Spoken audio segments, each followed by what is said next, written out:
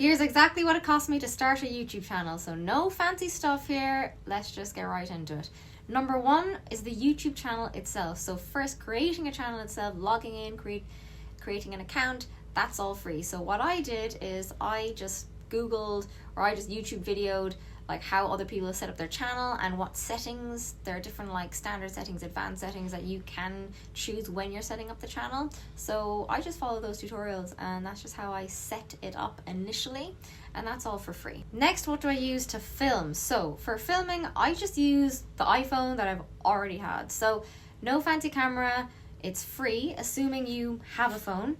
Now, I was thinking initially to get a camera, and then I thought, okay, what else do I need? And I think once I started looking at different cameras, not only did I kind of get sucked into the rabbit hole of cameras, tripods, lighting, microphones, like, and all the little different lighting features that you can buy. I just thought, hang on, let's just go back to basics and at least just start by filming using the iPhone, and then if I want to upgrade any of the equipment later on, then I can do that later. But just to start with, normal iPhone I think is absolutely fine. Next is the tripod. So the tripod I'm using is just a standard 3-leg tripod. I actually found it in a street market in Vietnam for like £6 to £8, and it does the job. It's nothing fancy, it's just a bog standard tripod, and it does have a little remote control, so I can press like record or stop recording like from far away, that kind of thing. So that is useful.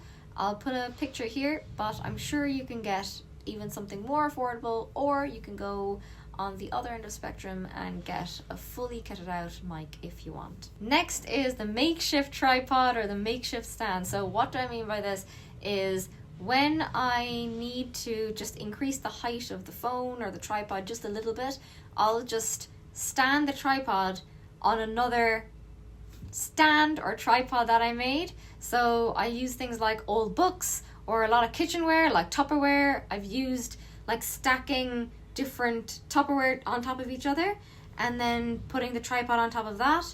Or I did once use towels when I needed a very particular height, but I wouldn't recommend using towels as a makeshift tripod. It worked for me, but I don't know if you want to do that. For the makeshift tripod, the makeshift stands, I'm going to say that that's free because I just use things that are just around the house. Next is the mic. So when I first started, I started only using the inbuilt iPhone microphone, which is free.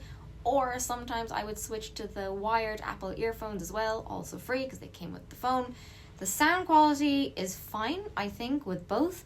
Personally, I prefer the Apple wired earphones. I think the sound is better with that as opposed to just the inbuilt iPhone microphone. As I say this, I am right now using the inbuilt iPhone microphone, not the wired earphones, so let's just see what the audio turns out like in this one. So those were free, but then I did go for 2 external mics. One is a lavalier mic, so that was about £10 or £11, and then I treated myself to the Rode Video Micro, which I think everyone is using now. Every YouTuber, content creator and their dog seems to be using this Rode Video Micro. I'll put a picture or a link somewhere, and I think now it's about £44 or £45.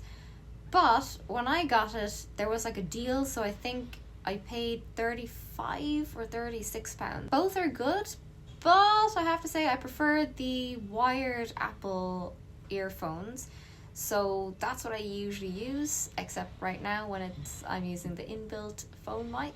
It is quicker for me to set up than the external mic sometimes when I'm on the go. Then there's editing software. So for editing software to edit these videos, I use CapCut Pro, so I use the monthly subscription. That's £7.99 a month. I find it easy to use, lots of tutorials on YouTube on how to do it and how to use any of the effects.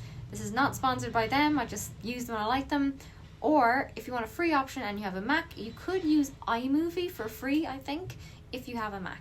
Next is Canva. So when I make thumbnails, I use Canva, the free version. Again, not sponsored yet. Hello, Canva. But Canva is free, easy to use, and there's a lot of different options. Then the next one is optional. So this is website, like hosting fees, and then the domain name as well. So some people, some creators out there have a website that's linked to their YouTube channel. So there can be website hosting fees, domain name fees, like having your name and then .com, that kind of thing. So I have a separate website for energy healing sessions, but I don't have a website for YouTube, so I'm not going to count that one. So the total cost of starting a YouTube channel for me was this. So the reason why I wanted to show this to people is to encourage people who maybe don't have a lot of money to start a channel, but they also want to start a channel. And I just want to show that it can be done. Like, I know this may seem like the most basic setup, and there are other creators out there who, you know, get like all the different fancy equipment, that kind of thing, and their production quality looks amazing.